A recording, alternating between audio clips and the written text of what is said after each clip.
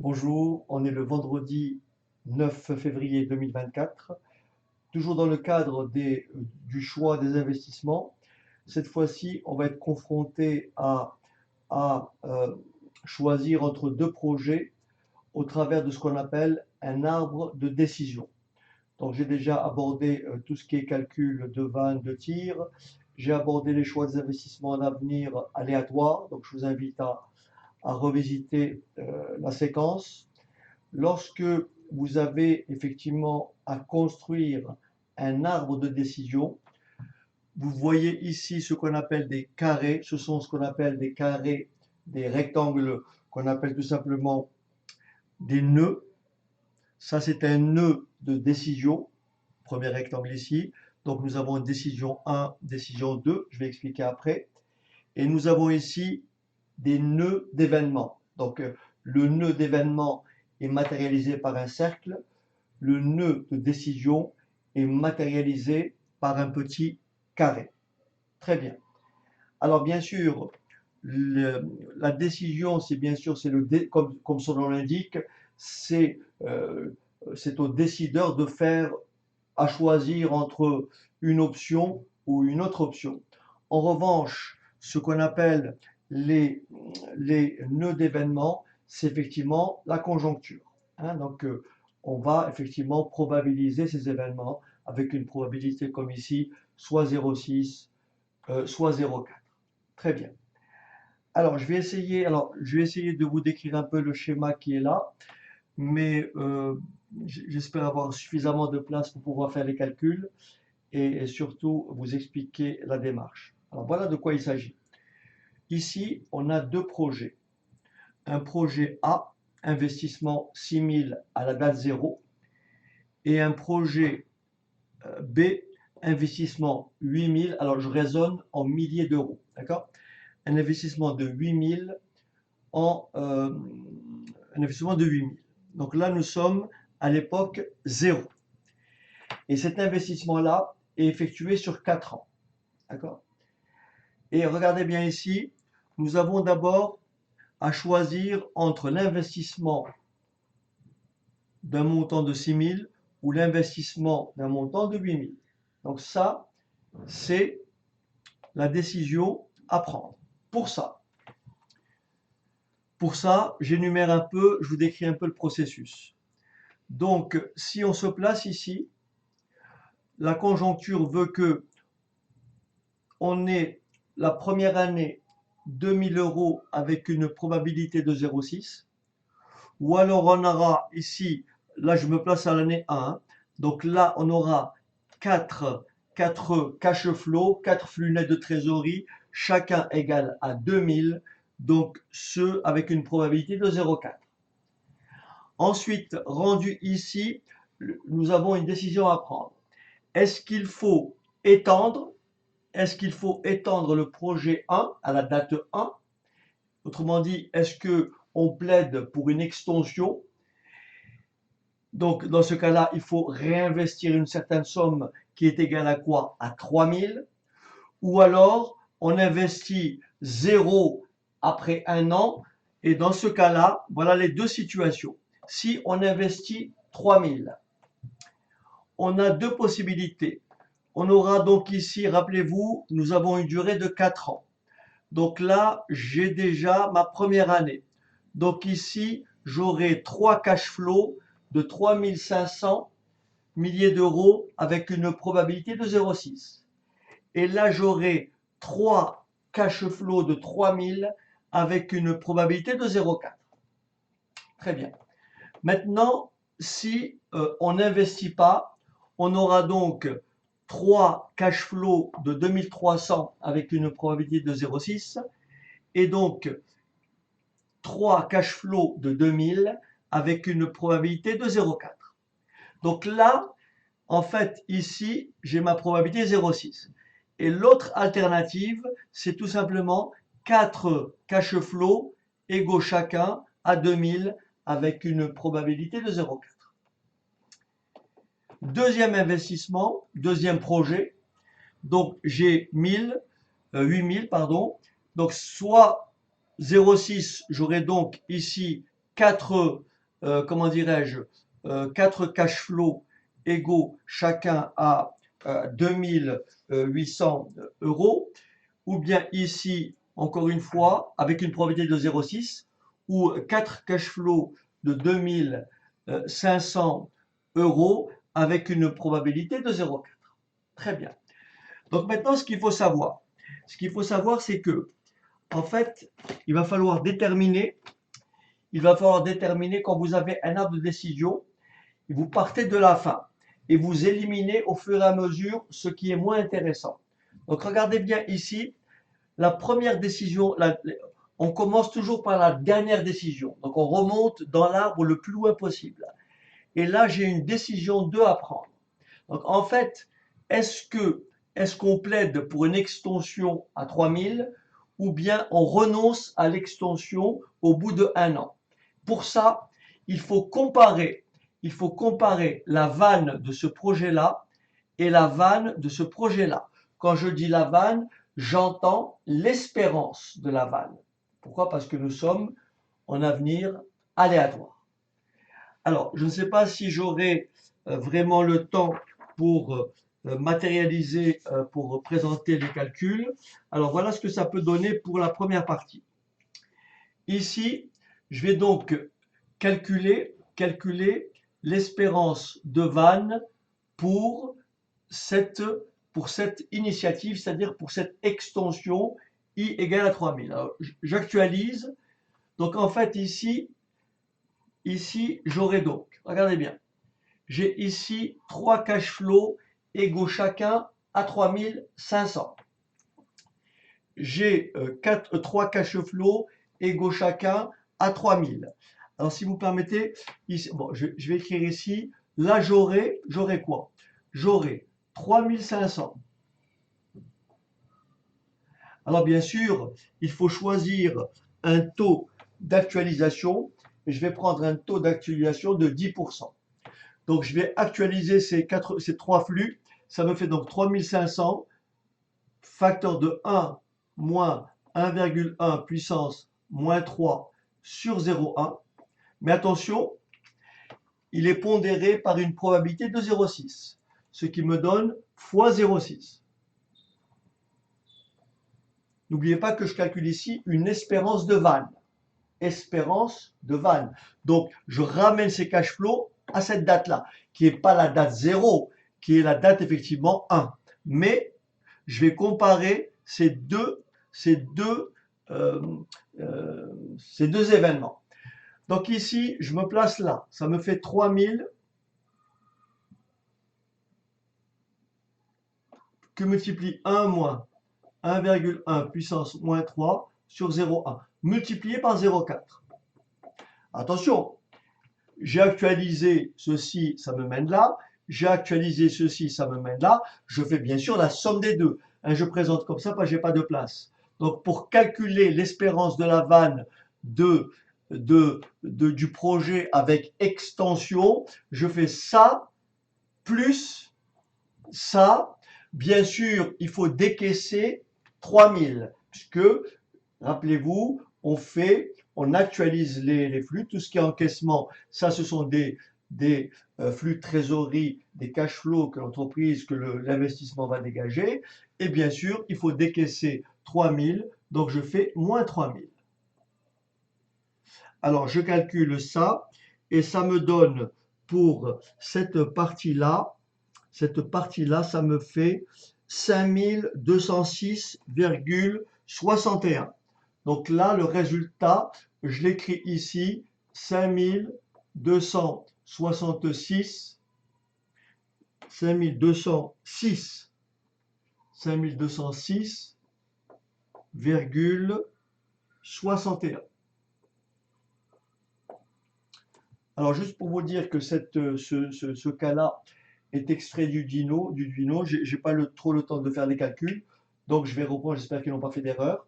Donc, je vais reprendre leurs éléments. Donc, ici, on a l'espérance de la vanne. Ici, l'espérance donc de la vanne est égale à, l'espérance de la vanne est égale à 5206,61.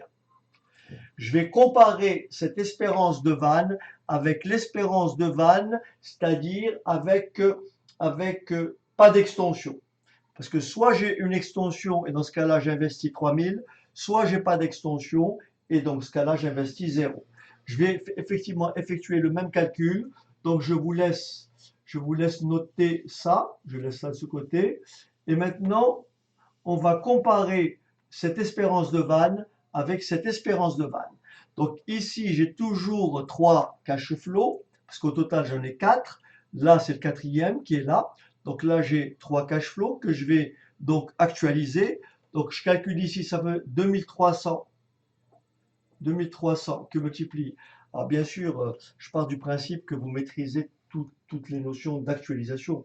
Mais encore une fois, je ne peux pas faire un cours dans le cours. Donc je vous invite à aller naviguer et vous familiariser avec tout ce qui est problème d'actualisation, loi d'annuité, etc. Hein, tout ça, je les ai traités de façon abondante. Donc 1 moins 1,1 exposant moins 3 sur 0,1 plus, je prends cela 2000 que multiplie 1 moins 1,1 puissance moins 3 sur 0,1. Et là, bien sûr, moins 0, hein, puisqu'il n'y a pas d'investissement. Je fais le calcul et ça me livre cette réponse-là. Et ça me donne donc... Ah oui, pardon. Il faut pondérer ça et ça par la probabilité, donc fois 0,6 et fois 0,4, hein, puisque on cherche une espérance de vanne. OK? Donc ça me fait tout simplement, je fais la somme et j'obtiens 5421,34. 5421,34. J'ai donc le choix. Si j'opte pour une extension, j'ai une espérance de vanne ici égale à 5206,61. Si j'opte pour une non-extension, après un an, j'ai une espérance de vanne égale tout simplement à 5421,34. Donc vous avez compris, entre étendre ou ne pas étendre, la non-extension est plus avantageuse que étendre. Donc ici, qu'est-ce que je vais faire? Je vais éliminer cette branche-là. Cette branche-là, je vais l'éliminer. Voilà. Et donc maintenant, j'ai pris ma décision. La décision 2, c'est de ne pas étendre. Voilà, donc cette partie-là, je peux l'écarter. Est-ce que c'est bon? Voilà, je vous laisse un peu noter tout ça parce que c'est très important. Alors, alors, je vous propose d'écrire ça tout en bas, comme ça vous aurez le. Donc ici, je calcule l'espérance de vanne. Alors, j'écris espérance de vanne pour ici, espérance de vanne égale, espérance de vanne égale. Je prends ce premier cash flow, 2300, que multiplie 1 moins 1,1 puissance moins 1 sur 0,1, bien sûr que je pondère avec cette probabilité 0,6, plus le deuxième cash flow qui est égal à 2000, que j'actualise, donc j'ai une série de 3 cash flows, là c'est pas moins 1 mais c'est 3, donc 1 moins 1,1 exposant moins 3 sur 0,1, que je pondère avec cette probabilité-là, et ça me donne une espérance de vanne égale à 5421,34. Très bien. Donc voilà, donc ça je peux effacer maintenant. Et ce qui est plus simple à voir, c'est que l'extension qui est là, elle disparaît.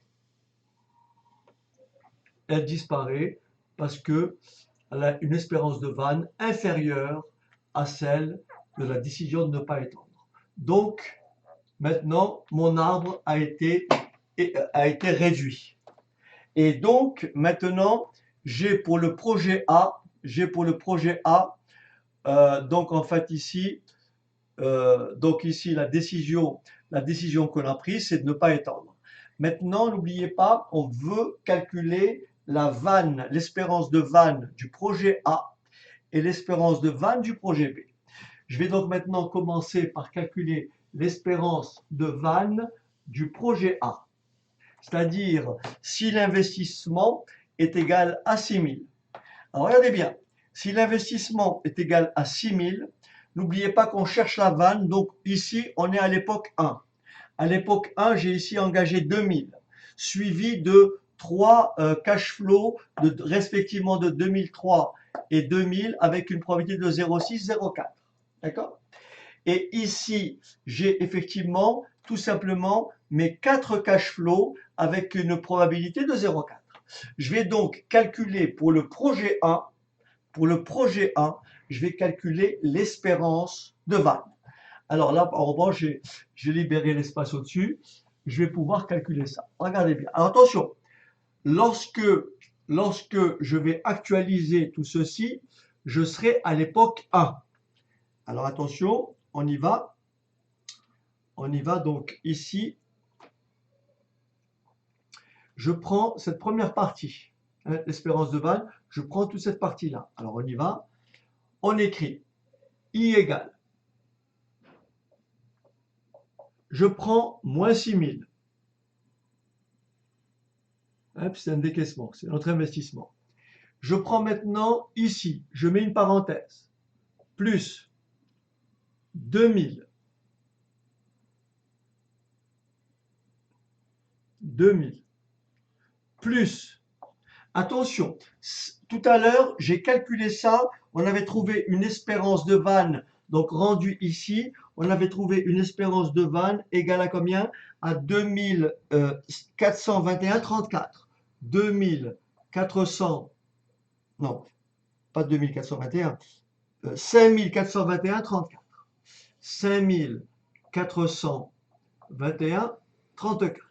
Donc lorsque j'ai actualisé ça, j'ai ramené ça ici, je rajoute à 2000 5421,34.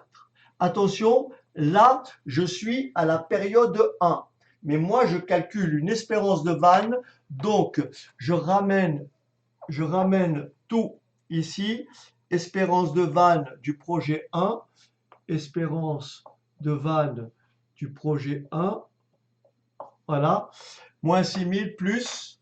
Alors bien sûr, je suis à l'époque 1, il faut que j'actualise sur un an, donc que multiplie 1,1 exposant moins 1. Donc là, j'ai pris tous ces flux que j'ai ramenés en zéro.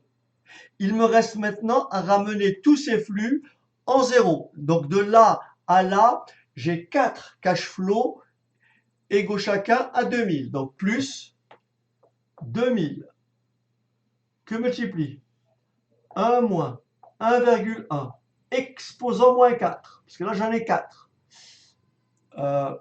Alors, j'ai fait une petite bêtise, si vous permettez. J'ai oublié de multiplier, de pondérer par, bien sûr, n'oubliez pas que tout ça, c'est ça ramené ici, mais avec une probabilité de combien? De 0,6. Ah oui, attention, il ne faut pas se tromper. Plus ces 4 cash flows égaux chacun à 2000 que j'actualise, donc je vais directement en 0, puisque je fais 2000, 1 moins 1,1 exposant moins 4 sur 0,1, que je pondère avec une probabilité de 0,4. Et là, je prends ma calculatrice et ça doit vous donner normalement 583,90. Donc l'espérance de vanne du projet 1, c'est 583,90 milliers d'euros. On va maintenant calculer l'espérance de vanne du projet B. Projet B, sachant que ici, on a investi combien? On a investi 8000. Et donc cette fois-ci, c'est plus facile, puisque là, j'ai 8000. J'ai soit des cash flows de 2008, soit j'ai des cash flows de 2500. Donc là, ça va aller plus vite. Je vais donc calculer directement l'espérance de vanne du projet B. Alors, espérance de vanne du projet B. Est-ce que j'ai de la place? Oui. Alors, espérance de vanne du projet B. Alors, on y va. Moins 8000. moins 8000 plus moins 8000 plus 2800, 2800, 4 annuités de 2800, 1 moins 1,1 exposant moins 4 sur 0,1. Bien sûr, il faut pondérer ça avec une probabilité de 0,6. Plus la deuxième série de cash flow probabilisée 0,4, donc 2500 que multiplie 1 moins 1,1 exposant moins 4 sur 0,1 fois 0,4. Vous prenez votre calculatrice et donc le résultat final, est tout simplement égal à 495,24. 495,24. Et maintenant, on peut prendre une décision. On peut comparer cette espérance de Vannes et cette espérance de Vannes. Donc voilà ce qu'on va retenir. Il faut bien sûr opter pour le projet 1. Attention, pour le projet 1 sans extension au bout de 1 an. Donc je répète, il faut opter pour le projet 1 sans extension au bout de 1 an. Pourquoi? Parce que cette partie-là, elle surpasse celle qu'on avait tout à l'heure où on pouvait étendre en investissant 3000 milliers d'euros. Donc voilà, donc c'est une séquence que je devais faire, ça fait très très longtemps. J'ai toujours refusé de la faire parce que très difficile à manipuler le tableau, mais j'espère que c'est relativement digeste et que vous arrivez à comprendre et surtout à lire ce qui est dit. Alors après, donc ça c'est plus dans le cadre du DSCG. Et après, je vais aborder un dernier point, peut-être le calcul de tout ce qui est valeur van globale, tri global, éventuellement, lorsque j'ai à comparer deux projets qui ont des montants différents, des durées de vie différentes. Donc il va falloir essayer de mettre un petit peu d'ordre dans tout ça pour que vous ayez une vision un peu plus globale de tout ce qui tourne autour des choix, des investissements.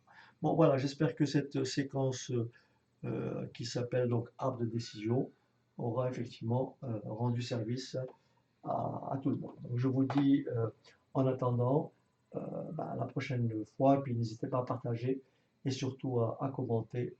Voilà, donc je vous dis à très bientôt et portez-vous bien.